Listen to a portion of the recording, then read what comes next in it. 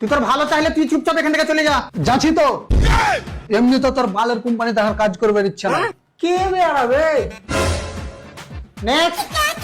May I come in? Yes come in. চাকরি লাগাইছিস? আইসা ছিল তো চাকরির লেগে, যদি 60 টাকার মধ্যে একটা চুম্মা গালাও দিও। তুই বাইরে এখান থেকে। আরে স্যার রাগ করিয়েন না, রাগ করিয়েন না না তুই বাড়া, তুই বাড়া। তোর কোনো কথাই চলবে না, তুই বাইরে যা, হাট এখান থেকে হাট। আরে স্যার জি ভুল হয়ে গেছে। ভুল মারাছিস? তোকে মাত্র 60 টাকা আমি চুম্মা দিতে যাবো? তোমার 100 টাকায় দিবে।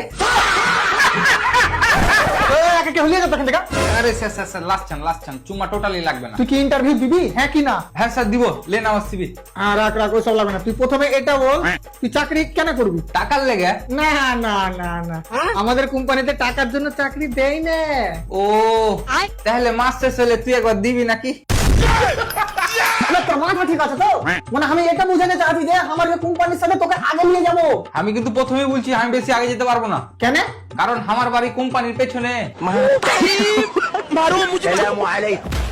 হবে খ্যাপা, মানে আমি এটা বুঝাতে চাচ্ছি যে তোকে কোম্পানির সাথে আমরা উন্নতির দিকে নিয়ে যাবো। ঠিক আছে তাহলে, কিন্তু এটা আগে বলো টুকটুকি वाला ওখান থেকে 30টার মধ্যে বাড়ি পৌঁছে দিবে তো?